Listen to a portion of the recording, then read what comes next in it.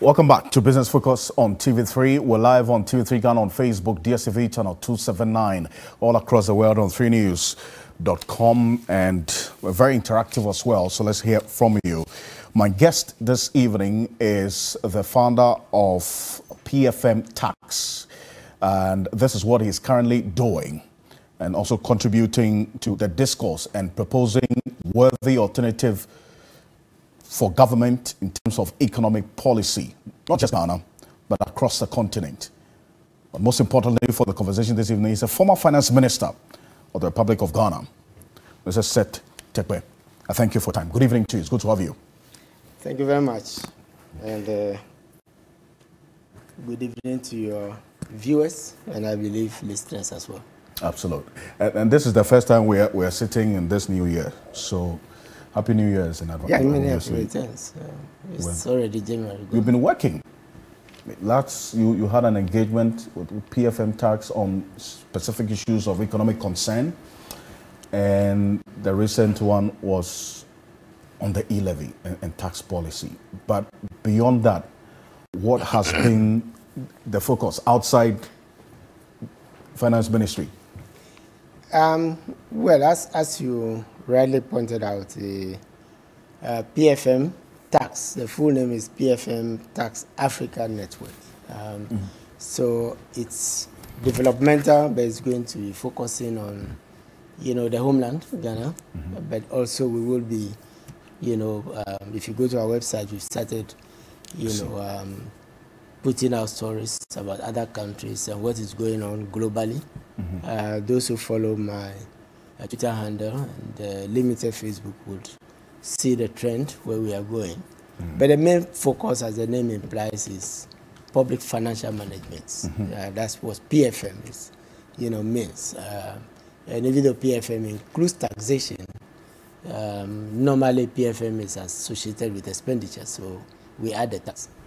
And you can see that when you talk about tax or revenue and then you talk about expenditure, you are basically talking about the beginning part of the budget or fiscal management. And so that is where we want to focus. We want to be very focused. But it doesn't mean that we don't cover, other things like the monetary policy trends because they are interrelated. Yeah. So that's what we do. That's what I've been doing generally. I see. And it's important you make this point about expenditure and all, because just about 17 hours ago, you tweeted that our debt GDP ratio is to hit 83% or more. With a question mark. At end of 2021, despite recent official protests, question mark. Bank of Ghana's financial and economic data report puts the level at 78.4%. Yes. As at the end of November 2021. Yes. But excluding the bailout that is in the note. Yes. The lowest monthly debt amount is 3.4%, which added for December 2021, it takes you to 81.8%. This is despite the official protests. This is the tweet that just came from you. Well, yes. So what we normally also do is to use official statistics, and then so if we take it, let's say in the three segments. Bank of Ghana says that our debt, and it's in today's MPC, they repeated it, is on their website, is 80. That's 81. 78. Thank you. Yes, 78.4%. I'm looking at the website of the Bank of Ghana now. Yes. Yes, 78.4%. 78.4%. But if you look at, the footnotes or the notes to that, it says it excludes bailout costs. So what we did was to go to the budget and see what is the bailout cost, going to the end of the year. And so we take the two statements, the budget and this one, because this is not very explicit on the budget. True. So you go to other sources, and the bailout there is estimated between 5 to 8 billion, which gives you around 1%, 1 point something percent of GDP. So if you add it, to 78 point, then you add that. We're exceeding the 80% yes. debt to GDP. Yes, and the Bank of Ghana is saying it's exclusive. But remember, we are talking about the figure that is end November. So we go back and look at, because Bank of Ghana gives a monthly. So we see that from the beginning of the year, they were borrowing at 4 point, the debt was increased at 4%. Then it tapered to between 3.5 and 3.4. So we take the minimum, we want to be conservative. So we take the 3.4 and say that if this is what we've been doing through the month, then let's assume that December will be 3.4. And so if you add it to the 80 which you just got, that puts you at 83. So just to make this right, because the Fitch ratings has a direct link. In fact, they made reference to the growing debt situation, that unsustainable debt levels. I'm just going to show you the reasons why Fitch downgraded Ghana's long-term foreign currency issuer default rating. That's the IDR from B to B minus with a negative outlook. Take a look at this. This is what Fitch said. These are the reasons. It comes in the context of uncertainty about the government's ability to stabilize debt and against a backdrop of tightening global financing conditions. Ghana's ability to deliver on planned fiscal consolidation efforts could be hindered by the heavier reliance on domestic debt issuance with higher interest costs. This is the reason Fitch gave. So maybe we can take it one after the other. The first one, they are saying that our debt seems to be rising. Okay. And the evidence is what we have just gone through. Yes, the evidence is just what we have been talking, and you know that it has been increasing.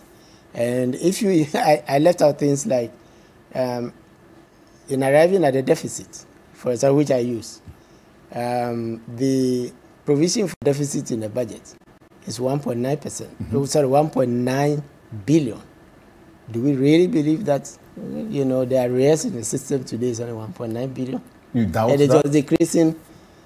Well, just look at, you know, some, you know, sometimes officials make some statements here and there. There was some admission that what is owed to contractors alone is between 3 to 5 billion. Mm-hmm. I believe that came across that statement. Yes. We've been talking about releases to free SHS and others which has not yet, you know, materialized. And so when you pick some of these, you know, anecdotes, the arrears could be underestimated, and moreover, when against the tightness, mm-hmm. it's supposed to be falling from 3.2 or so percent to 1.9. So you make a little adjustment there, and these are the distance. Now, but more importantly, we know it in Ghana today when Fitch says that debts may be going up. We know it that all our revenue, right, mind you, when we talk about total revenue covering two items, compensation and interest, it doesn't include principal. But note that we are taking gross revenue before statutory funds have been taken out. Before, most people don't look at that. So if those are obligations, so definitely the company is going to borrow. Then they come to the second factor, and they say global factors, right? What are the global factors? I mean, the MPC statements, they hint at, you know, central banks, the big ones, including the Federal Reserve, going to be increasing interest rates, mm-hmm. right? Bank of England has already started. European Union is a bit coy about it, but we know that the trajectory against inflation going up in the US at 7%, you know, 30-year high, right? Mm-hmm. So if you go back to the market today, you are not going to get the yields or the interest rates which you were borrowing, right, because you are borrowing from those markets. Sure. So there will be pressure, and your interest rate is already to the hilt, right? So you're going to be adding to it. Then they talk about, you know, the domestic pressure. So remember, we couldn't go to the market in December for the remaining 2 billion, which was to refinance. Basically, we've done some refinance. The existing debt. The existing debt, right? So you don't want to default, right? So if you don't want to default, what do? You come to a domestic market, and then the government then begins to compete, you know, with private sector, right? And that will push the private sector exactly, and that leads to increase in interest rate. And if you look at the MPC statement, which I haven't reviewed, you know, thoroughly, but I always look at the fiscal elements. You could see Treasury bill rates is stabilized still somewhat, with even a drop in according to the MPC. But the interest rates, we had a graph when we did our presentation to show that the medium-term rates, when non-residents used to participate and the rest has been going up. That's our 3-year, 5-year, and other domestic bonds. Those interest rates are going up. So that's what the point they are talking about, our domestic. And then they point to the external vulnerabilities. Yes, how is all this going to impact, reserves? Because we're talking about lack of, money to support. Mm-hmm. So are we going to depend on our reserves to be meeting interest rates? And which reserves, right?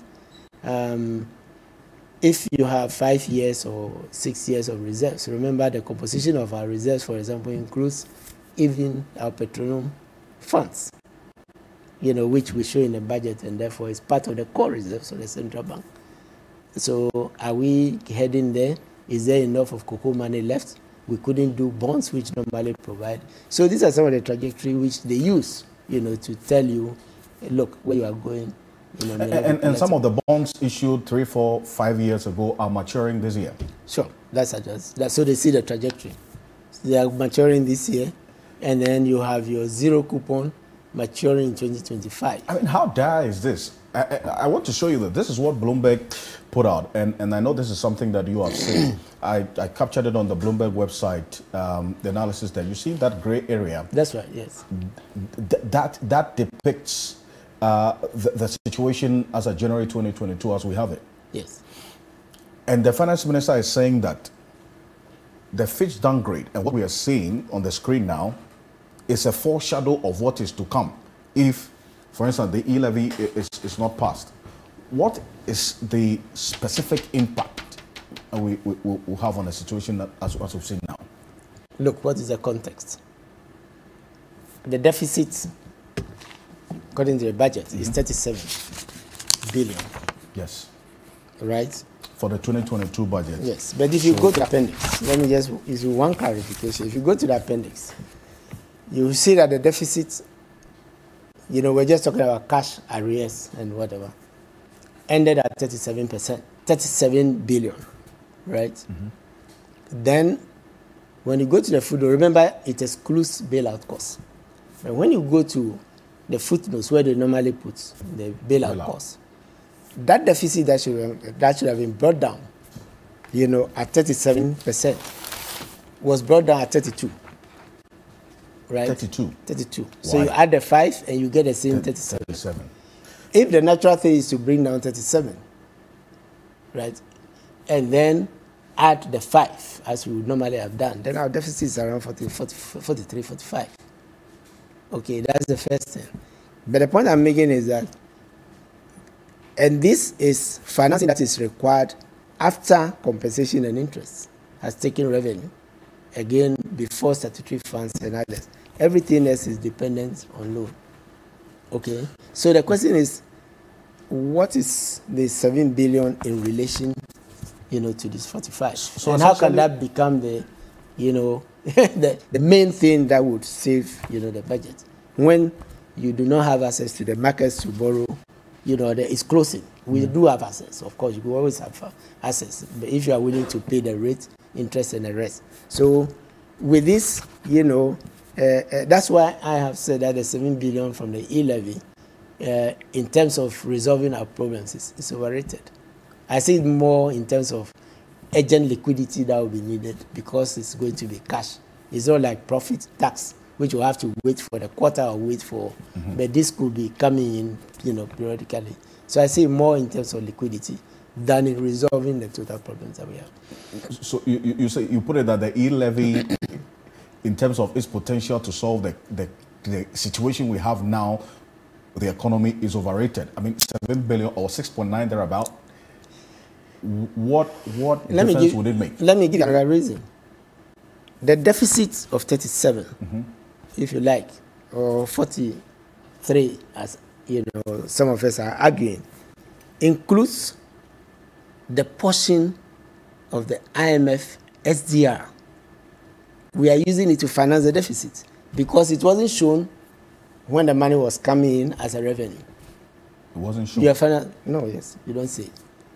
I stand for correct. If you go to the appendix, look at the details and see whether the IMF, is there. And therefore, it wasn't shown in the expenditure as to how we are going to use that money. Then you go to the appendix and you see it as financing. So first point, it is financing expenditure. So we've gotten this money, which is appreciation of our position, our investment in the fund. That one is for us. It's not like the COVID loan, and what are we doing with it? 1 billion. We don't have a structure to show. Maybe in showing financing, it may be what is financing capital. I give that. But the point I'm making is that has been consumed. 2, the 7 billion you are talking about is part of the 100 already. It's part of the 100.5 they talk about. Yes, part of the 100.5. Okay, so so it has already been included in arriving at the deficit that you're talking about. The 37 billion deficit. Yes. The 6.9 billion is. Yes. So it's not like a new resource that is coming, to help us out of financing 37. Okay, so just for the benefit of our viewers, this 100.5 billion, and let me show this on the screen right now, the revenue forecast or projection for 2022 as captured in the 2022 budget. Yes. Take a look at this. According to the 2022 budget revenue expenditure target, the revenue 100.5 you see there. Yes. You're saying that the 6.9 billion expected from the E-Levy is captured in this 100.5. It's captured in the 100.5. And the expenditure, we are spending more, that's 137.5 billion. So there's a deficit of 37 billion. And you're saying you are challenging the 37 billion deficit, that it will be more than that. Yeah, it will be more than that. Based on some correction. Unless, of course, we are saying that given our current situation, we are going to be paying some of the past, extra bond loans and the rest. That's the only way you will get it. Will come. It should be a subtraction. I want you to drill down this point about the 6.9 billion expected from the E-Levy already captured in the revenue expected. Now let me go to let me drill down. Mm-hmm. So if you go to Appendix 3, okay, right, the details are given. So you have, the 100.5 made up of domestic revenue, 99.5, mm-hmm, and then inclusive of the domestic is tax of 80.2. Yes. And then under tax revenue, you have the 80 is broken into taxes on income and then taxes on domestic. And then you go down for that, you go to, and then, okay, so when you come to taxes on domestic goods and services, right, mm-hmm, which is giving you 36. Yes. 0, billion. The components are this: excise 6.1 or 6.2, VAT 14.5, national health insurance 3.3, that's the levy, get fund levy 3.3, communication service tax 651 million. The next item is e-transactions levy 6.9. So it is captured in the footnote. I see it. So that's just for it's the captured in the appendix. Yes. And a number of things that you will not see in the budget statement. For the benefit of our viewers, make some time, you go to the appendix. It has further detail. Yes, and that's where we focus on. ABFN Tax Africa. You will not see in some of the values stated in the budget. So if you are dealing with the values stated in whole, as you just saw on the screen, 100.5 billion, a breakdown of that you would see in the appendix. And I'm actually just seeing it there. Okay, we've gone to it, yes. Yes, the E-Levy is captured as part of the 100.5 billion revenue expected. Yeah, before the COVID health levy. So what does it mean if it doesn't go through? What does it mean? Of course, it increases the deficit because revenue will be lower. So revenue will go down from 100, to 93. And the 6 will increase the 37 or 43. And so if it increases the 43, then our deficit is 50. And at 50, are you following what I'm saying? Yes. At 50, remember, it's close to what GRA has just brought in. We say they've met their targets, 57. Precisely. And in fact, they said they exceeded. So the entire GRA, yes. So what we need is, the revenue for the entire GRA, to meet the deficit. And that's all going to be borrowing. So we are going to borrow to the extent that GRA has raised revenue. Now, let me just say something in fairness. Ghana's budget has always been tight. I don't want to sit here and, pretend that, it's always been tight, But then you could see that some progress at various times, are made over time. So, for example, the deficit was brought down when we set oil revenue aside to pay for the first sovereign bond and to pay for some of the debt and others. You saw it. If you see that graph, I think last time I was here, we showed it. You see that the rate of borrowing was going down. And I quoted from the debt management report. What we are seeing as a Fitch, you see both interest rate, debt, and what are going up. Yes. And so this is a picture, Fitch is saying.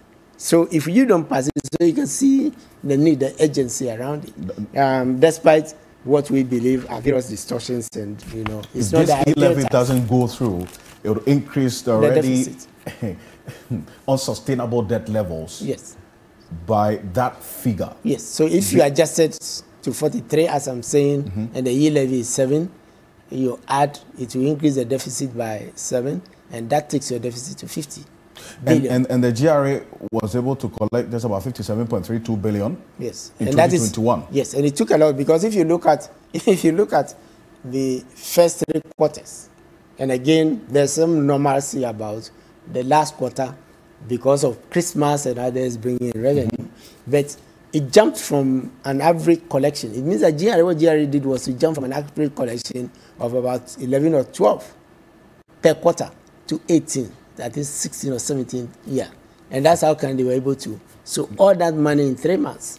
Now, when you collect all that money in 3 months, it somewhat has an impact on quarter 1, which is normally lean. And now the target for 2022 has been increased to 80.3 billion. 80.3 billion. Well, that's another issue. So we so if you take the engine is GRA. So I always like to take yes. So you are quoting the GRA 80. So 57, and you have to collect 80. 80.3. Yes, that's 30. Significant jump in a year. Close to 30. About 26 billion. Yes, that's right. 26 billion increase. Yeah.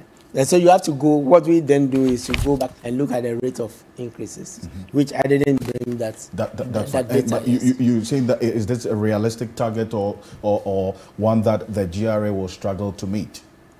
Well, so to put it more optimistically, they will struggle to meet.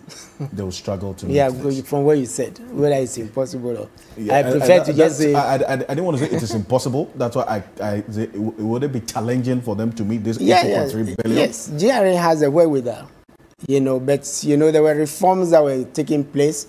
We created GRA. Itself used to be the Revenue Agencies Governing Board. Yes. We merged VAT, and IRS. We revamped the laws, yes, and did quite a number of things. But what was left to be done is to focus on the domestic tax offices. And in fact, which is the equivalent of ICOMS. That's the stage where we were. I see. For the domestic, tax, and so that has delayed. You make reference to that, and that's a number of things. The tax laws project in 2010, I recall, this tax laws project that you embarked on in 2010, that's about, yes, and to reform some of the laws, and then also introduce the new taxes during that particular period that we saw. I just want to show our viewers what I'm talking about with this tax laws project. Yes. Some of the major tax laws that you enacted within that period: the Value Added Tax Act 2013, as amended, Value Added Tax Regulations 2016, Income Tax Act 2015. The Income Tax Regulations 2016, the Customs Act 2015, and a number of things that you looked at. Another significant one is excise. People often leave excise. Why? Because excise used to be buried in the old sales tax, which is now VAT, and in the customs tariff section. But excise is both on domestic and on import, unlike tariffs. So what we did was to carve out a new excise law. So that, so for the first time, we had a new excise law. But let me give you the rationale for this. let me take just two in the interest of time. Yes. You see, what you have is the value-added tax, 2013. The old act was value-added tax 1998, when the VAT was reintroduced. Then you come to the Income Tax Act. The old act, was 2003. After SMCD 5, which was 1975. And they were being amended and amended and amended. And then the Customs, I'm taking the three big ones. The Customs Act, in actual fact, was a PNDC law, 330. A PNDC law? And yes, and then it was, it was, the name was changed to SEPS Management into Bracket Management Act. So and these were eras before you had E-Levy and all those, before the services sector became the largest sector of the economy. So if you take VAT, for example, the controversy, this is the rationale. You see, when you say expand the tax base, it's not just expanding it by the roadside. It is expanding it to cover new economy. Agriculture long ceased to become, the largest share of GDP, which is why we rebase, which is why Bank of Ghana changed the basket.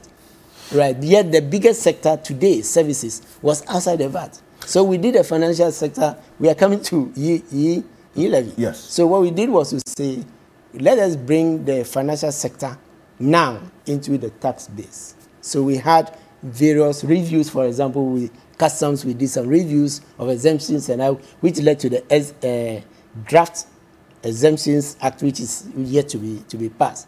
So when we did this, we said, the services sector that is growing, the writing of VAT is not like the sales tax. And the sales tax, you list the services that has to be taxed. Right. So that's Act 500, services provided by financial analysts, financial advisors. You see, we are talking about finance. So we said, given this, let's bring in the financial sector, but non-core. The reason being that and that takes us to some of the arguments I'm making. We didn't bring in interest because interest is core. The interest is not expenditure. VAT is a tax on expenditure. Interest is you have gone to the bank, right, and you have put your money in. So we didn't want to put the VAT on it. The VAT was on non-core, which is the fees the bank charges you, which is in our Sales Tax Act. I'm talking about, this is a Sales Tax Act of 1995, after the VAT was cancelled, right? So these fees were there, but it had expanded. There were no ATM, there were none, and the banks were charging all of this, right? So we brought all this in, and they were removed in 2017 with fanfare. And now we are bringing in a levy, which is taxing the savings that was excluded, by the VAT. That's what the E-Levy is going to do? Yeah, that's what it's going to do. So, you see, one of the aims of this tax laws project in 2010 was to broaden the tax base, make them more user-friendly, enhance efficiency, facilitate compliance, and others. But to bring them into the new era, when all these laws, which I mentioned earlier on, there was nothing like petroleum. So then that leads to the next question about expanding the tax net. One of the reasons why the finance minister says this E-Levy is coming is because just about 10% of the population pay taxes. And we've been talking about expanding the tax net for only God knows how long. And so we continuously introduce these indirect taxes as a way of roping in the people who are not paying taxes, and thereby increasing the burden of those who are already paying the taxes. I mean, is there any justification for this path that we are on? That, look, about 90% of tax revenue is from the Greater Accra region. So many people are not paying taxes. So instead of going through the process of the hard way of identifying the taxable population that's not paying taxes, rather take the route of introducing indirect taxes that affects everyone, like the E-Levy. Well, E-Levy affects everyone, right? But is it a fair tax? It's a question. Yes, it's a question. And it's not. And it is taxing savings, and you don't tax savings. Let me give you a reason why. If you are paid, It's a council. The accountant here, we deduct PAYE. You don't even have an option. Yes. The law says you should divide PAYE. So 100, PAYE 10. How much do you have left? Take home, as we say. Forget about other deductions. 90. That's the 90 you've left in the bank. It's been taxed already. Right? TV3. The shareholders, through your hard work, adverts, you make profits. They pay corporate income tax. What you are paying is personal income tax, not income tax. Right? So they pay corporate income tax. Right? To GRA. What is left, they put in. Last time I was here, we didn't have this beautiful. Yes. So they want to invest in these things. Their money which is left, which they didn't take out as dividend. Right? So imagine they put it there, top it with some loan. Right? Gets, a contractor. This is not roadside because remember the banks are big into it. Yes. So they are using Momo instead of where they had to set up their own mechanism. The reason you have electronic and everybody is using, including banks, is because they don't have to set up, their network independently as they used to. Sure. And there's a big company called MTN, which is all over Ghana. So if they want to pay the contractor, they just use that means instead of their own, which was not being taxed. So they take the savings after you have paid the corporate income tax, or after you have taken the PIT, they send it, right? Is this new income? Yeah. So you are taxing loan. You go for a loan, it's being sent to somebody to do a work, and you are taxing the loan, right? You've earned your income, you've paid your taxes dutifully, as and then you transfer it, and it's being taxed. You see, when the owners of TV3 use the money they transfer, right, to come and do these nice things, and you become effective, and your adverts increase, your sponsorships increase, next year you pay more corporate income tax. There's nothing wrong with it. You have invested the savings, so you pay more corporate income tax. But what we are taxing now is the wherewithal for the investment, which we have never done. Which has the probability of stifling the investment to lead to increased production. Precisely. And remember, we are using big business. Somebody selling roadside on the table decides to go and do, a sieve, hygiene, COVID. We all don't want, So he's educated, so I want to look nice on the table so that customers will have confidence that I'm selling a hygienic condition. So let's say you take, assuming many of us are wives who are trading, so you give part of your salary and the profit that they earn. Yeah. So the capital finishes, and they are doing Momo. Sure. So you transfer the money. What are you taxing? The capital savings which I have put to do the sieve is what you are taxing. I want you to take a listen to the finance minister talking about the justification for this E-Levy. Take a look. With that background, let me share with you why we need the E-Levy, which is one of the key tax measures of our 2022 budget.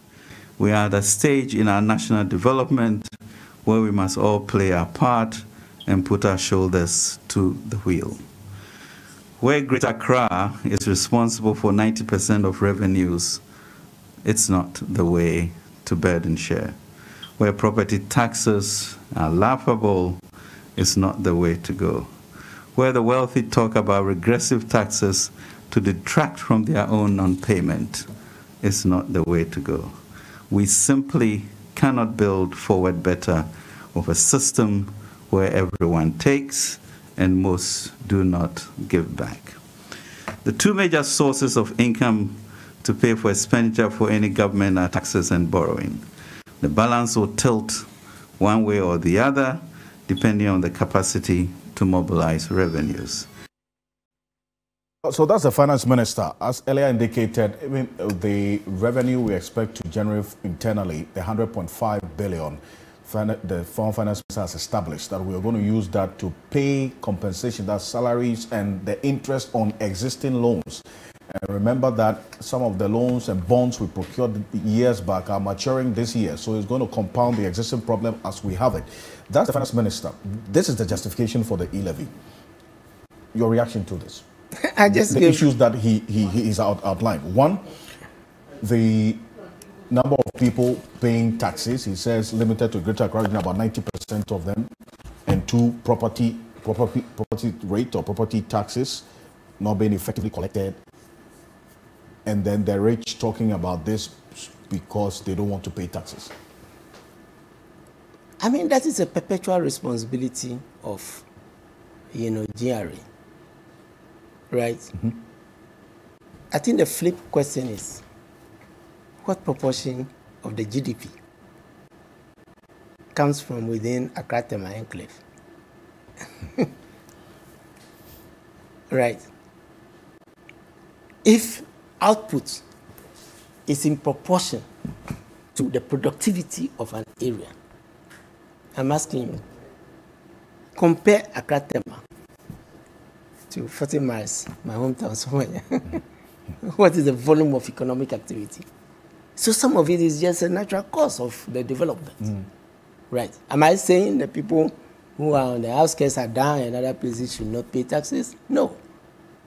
But I'm saying that the concentration of business in every national capital is one region. So you go, that's why Hollywood, is big. That's why New York is big. That's why London is the financial center of the world by virtue of, the axis where it's located, colonialism, seafaring, and all those, Yes, so I do appreciate that. But I think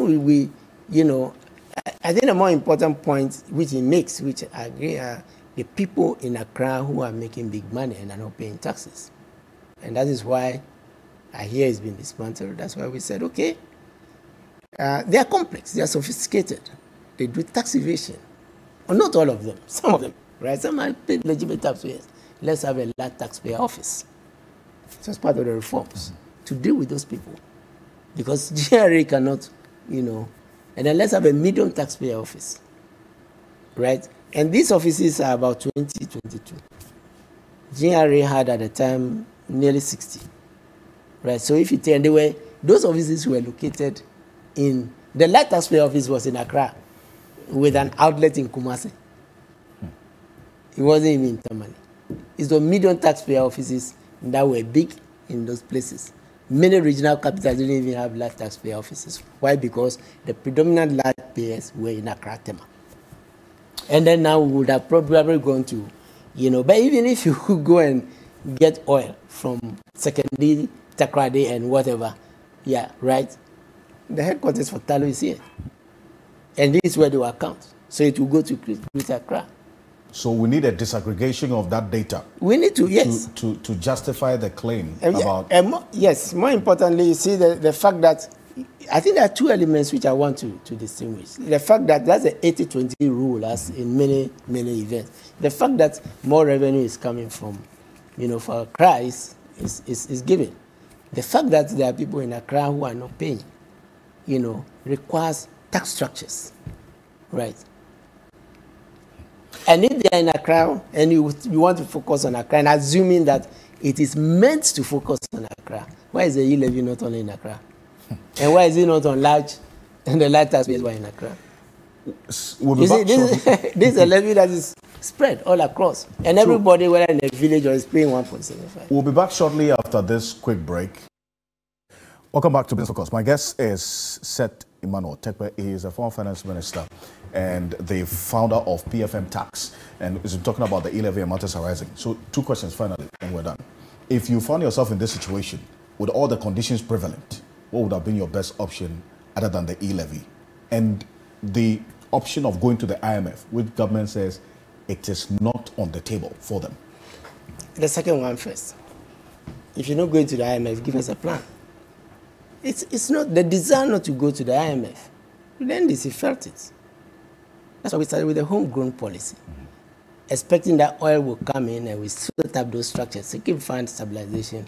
But we're hit by doom saw and other things. And the pragmatic thing to do is that's where you get the money. So if we are not going to the fund and we are not going to, where are we going to get the money? That is the question now. It's as simple as that. That's, as I say, it's a choice, for the government.